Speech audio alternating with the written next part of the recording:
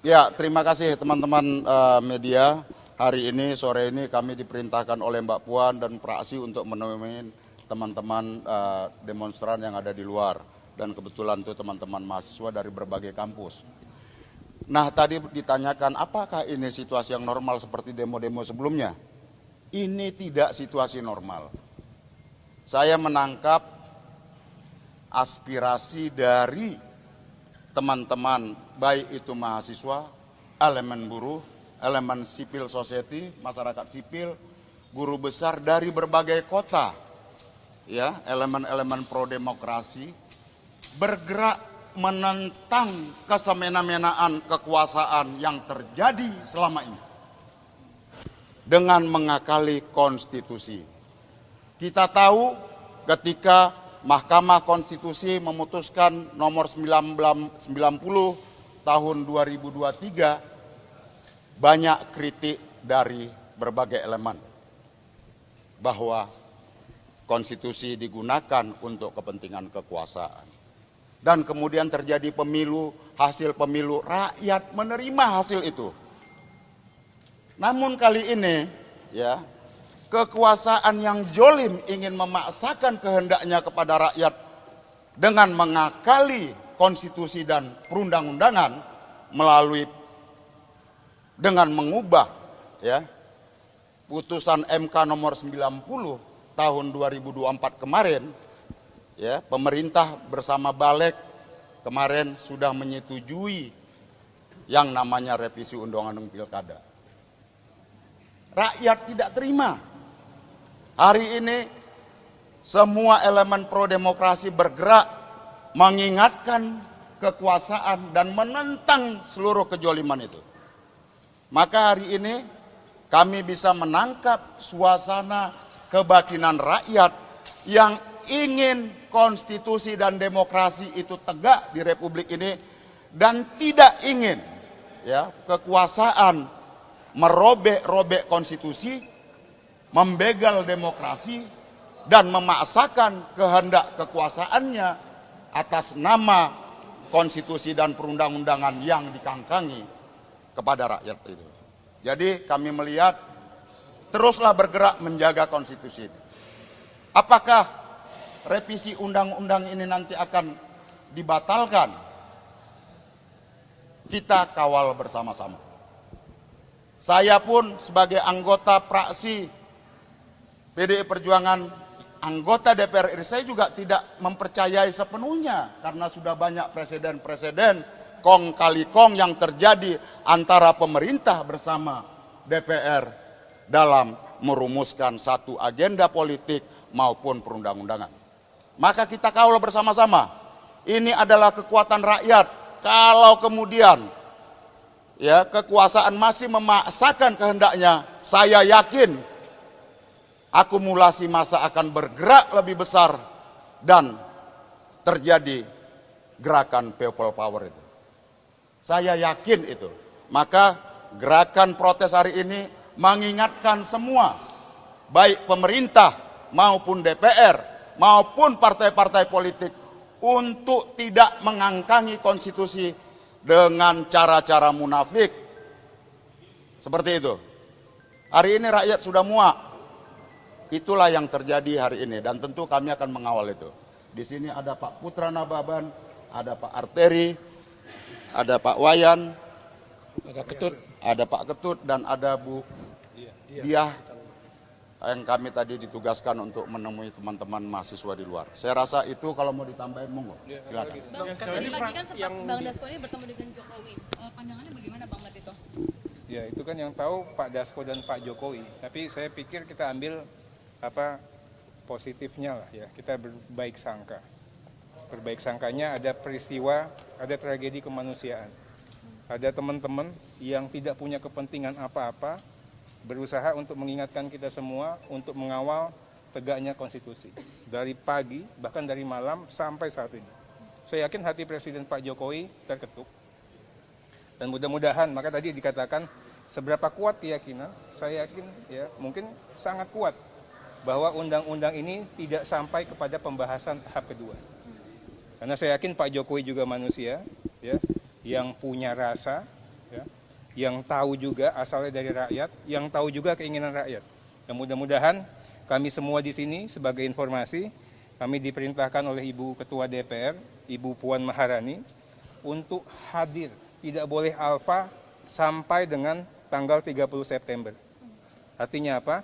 Sampai masa sidang ini, ya, kami semua yang ada di Badan Legislasi harus siaga penuh untuk memastikan rakyatlah yang menjadi epicentrum. Jadi semua produk perundang-undangan banyak sekali akan diturunkan pada masa sidang ini dan kita pastikan akan dilakukan dengan penuh kecermatan, penuh kehatian dan kehikmatan. Apa buktinya? Buktinya pada pagi tadi, ya kan? Sepintas selalu, mudah nggak untuk diketuk paripurna? Mudah nggak? Mudah. Sangat mudah. Tapi kami mengingatkan, untuk dilakukan paripurna ada prosesnya loh. Ada rules-nya. Kita punya yang namanya tata tertib DPR. Begitu kita ingatkan apa? Akhirnya semua kan patuh. Belum quorum, belum dibamuskan, akhirnya paripurna ini ditunda. Seberapa kuat kami untuk memastikan ini bisa dibatalkan? Banyak hal. Ya, pertama dari sisi waktu.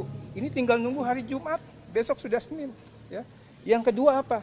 Banyak sekali peraturan yang di tahap pertama sudah disahkan, diketok. Ya. Tapi kan nggak masuk ke tahap kedua, nggak bisa disahkan di paripurna. Sebagai contoh dulu ada yang namanya KUHP dan ada produk perundang-undangan yang lain.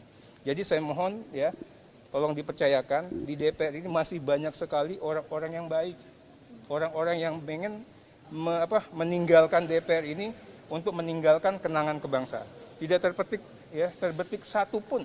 Bahkan kami ingatkan pada saat di rapat balik, kalau teman-teman hadir kemarin, kami ingatkan loh kepada 8 fraksi ya, bahwa apakah benar yang hal-hal yang sudah kita lakukan. Ya, kita ingatkan bahwa putusan MK itu final and binding. Ya, berlaku pada saat diputus. Ya, mengikat dia. Seberapa mengikatnya? Kita punya namanya azas erga omnes. Ya, mengikat setiap orang, setiap kementerian, setiap lembaga, termasuk DPR pun terikat. Makanya apa? Berdasarkan undang-undang peraturan pembentukan peraturan perundang-undangan, kita sebenarnya tidak perlu repot-repot lagi. Ya, ada yang namanya prinsip akumulatif terbuka. Atas putusan itu kita tidak perlu tafsir lagi. Masukkan saja apa yang diinginkan, apa yang diatur oleh putusan MK, selesai. Tapi kan kemarin ya ada pertimbangan lain, ya akhirnya seperti ini. Ini pelajaran, kita mungkin saja punya keberanian untuk berbuat apapun. Tapi yang harus kita yakini, kita tidak bisa mengangkangi konstitusi. Kenapa? Karena itulah kesepakatan kebangsaan. Karena itulah kita semua hadir dalam suatu perahu kapal besar yang namanya Negara Kesatuan Republik Indonesia karena Undang-Undang Dasar Negara Republik Indonesia tahun 1945. Sejarah mengatakan tidak ada satupun bangsa, tidak ada satupun pemimpin yang berhasil ya, sukses ya di dalam mengangkangi konstitusi. Nggak ada. Ya, kita kembali lagi untuk ini namanya pembelajaran.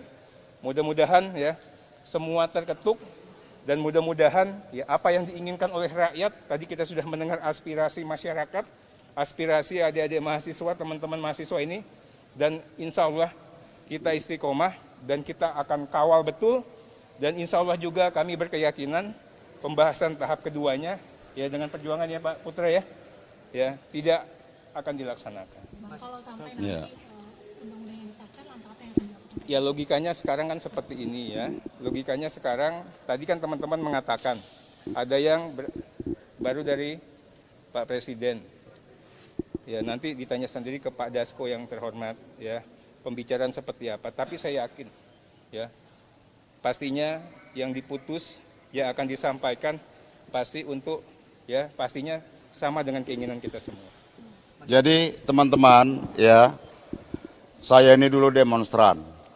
Ketika datang ke DPR ini, yang ditentang itu adalah kekuasaan yang zolim, kekuasaan yang semena-mena. Sumber dan epicentrum perlawanan yang mendatangkan perlawanan rakyat hari ini, sumbernya adalah kekuasaan di istana sana. DPR ini cuma instrumennya. Kita tahulah teman-teman media semua apa yang diinginkan oleh kekuasaan menggunakan tangan DPR. Dan kita lihat kemarin ketika MK memutuskan ya Presiden memanggil menteri-menterinya.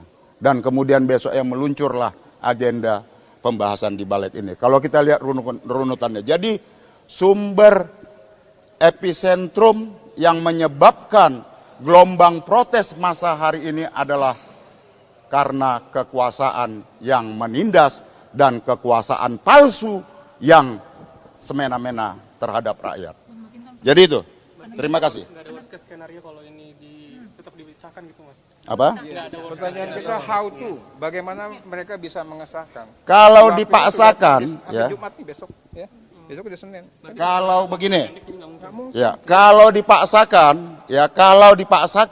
disahkan, silakan rakyat datang berbondong-bondong ke gedung DPR ini, ke Istana Merdeka sana, kuasain bahwa rakyat adalah kaum patriotik yang ingin menjaga negaranya dari perampok konstitusi dan pembegal demokrasi. Saya yakin kekuatan rakyat akan menjadi garda terdepan menjaga konstitusi dan demokrasi. Saya tambahin dikit ya, teman-teman melihat bahwa apa yang terjadi kemarin merupakan sebuah proses yang sangat membuat kita frustrasi. Saya tidak pernah melihat undang-undang bisa sebegitu cepatnya, dari mulai raker, panja, timus, timsin, panja lagi sampai diputuskan dalam waktu yang sangat singkat dari jam 10 sampai jam 5. Tapi kami yang pro pada konstitusi menyuarakan pandangan kami, dibacakan oleh Pak Nurdin, dan ternyata ketika saya, Pak Arteria, Pak Masinton keluar dari ruang rapat balik, kami betul-betul sangat kecewa dengan hasil itu. Dan ternyata apa? Ternyata we are not alone. Kita nggak sendirian. Dan itu dijawab dengan trending topik, dijawab dengan aksi rakyat, dan lain sebagainya. Menurut saya, apa yang disampaikan Pak Masinton tadi, Pak Arteria tadi, bahwa tidak bisa hanya kami saja yang mengawal. Tapi ternyata seluruh Indonesia, kalau saya hitung ada 23 kota yang saat ini sedang mengawal, dan saya rasa itu terlalu besar resikonya kalau kita meniadakan itu.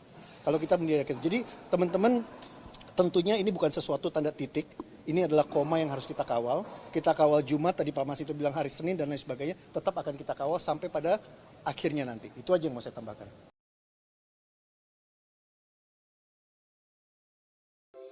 Di antara banyak sumber informasi, kami layak dipercaya. Karena kami menggali lebih dalam, berpihak pada kebenaran, berpegang pada data dan fakta, agar layak Anda jadikan referensi. Kompas TV, independen, terpercaya.